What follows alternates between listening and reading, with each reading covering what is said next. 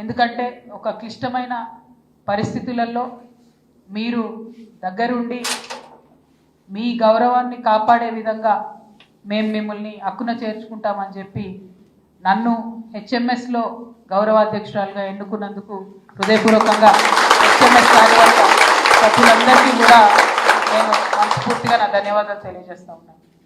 గత 20 సంవత్సరాలుగా ప్రజా జీవితంలో ఉన్నటువంటి నేను అనేక సందర్భాల్లో అన్ని కార్మిక వర్గాలతోని చాలా క్లోజ్గా పనిచేస్తూ వారి యొక్క సమస్యల మీద మాట్లాడటం, ప్రభుత్వంలో అధికారంలో ఉన్నటువంటి సందర్భంలో వాళ్ళు కనీసం రిప్రజెంటేషన్ ఇవ్వకున్నా వాళ్ళు ధర్నా చేయొద్దు, వాళ్ళకి ఇబ్బంది కావద్దు అని గౌరవనీయులు ఆనాటి ముఖ్యమంత్రి వర్యులు కేసీఆర్ గారి దగ్గర ఉండి అనేక మంది సమస్యలు పరిష్కరించడానికి చిత్తశుద్ధితో నేను ట్రై చేయడం జరిగింది.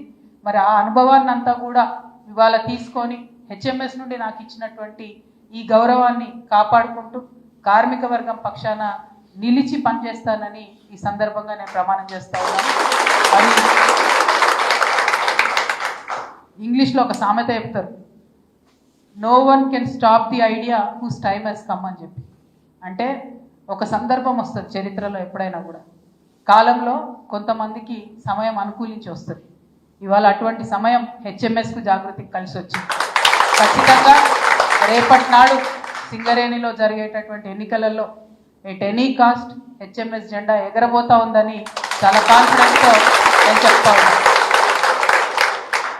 మీ అందరికీ తెలుసు, ఇదివరకు టీబీజీకేఎస్ గెలుపు కోసం అహర్నిశలు పనిచేయడం జరిగింది. మొన్నటి ఎన్నికలలో టీబీజీకేఎస్ అసలు పోటీలోనే పాల్గొనలేదు. దాంతో అప్పటి వరకు టీబీజీకేఎస్లో ఉన్నటువంటి నాయకులు కార్యకర్తలందరూ కూడా స్ప్లిట్ అవ్వడంతో ఇప్పుడు వచ్చినటువంటి రిజల్ట్ వచ్చింది. ఇప్పుడు గుర్తింపు సంఘంగా ఉన్నటువంటి వాళ్ళు అది వాళ్ళ సొంత బలం అనుకుంటే వాపును చూసి బలిపై అనుకున్నట్టుగా అవుతుంది కదా, తప్పితే వాళ్ళకి అంత టాలెంట్ లేదన్న విషయాన్ని వాళ్ళు గుర్తుపెట్టుకోవాలి.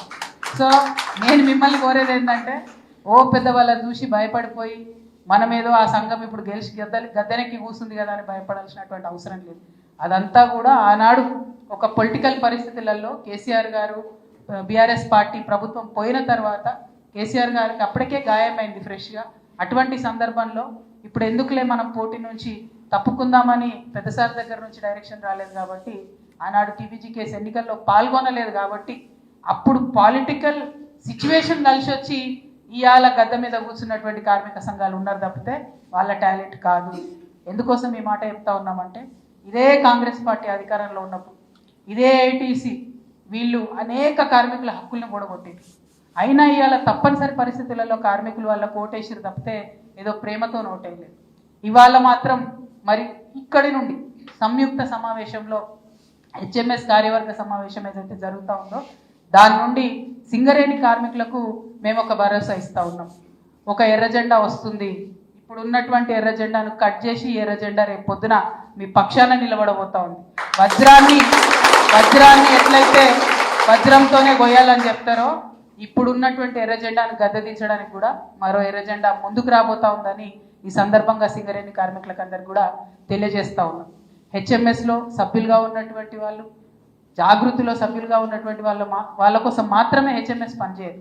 హెచ్ఎంఎస్ పనిచేసేది మొత్తం 40,000 మంది సింగరేణి కార్మికుల కోసం పనిచేస్తుందనే భరోసాని ఈ సందర్భంగా ఇస్తున్నాం.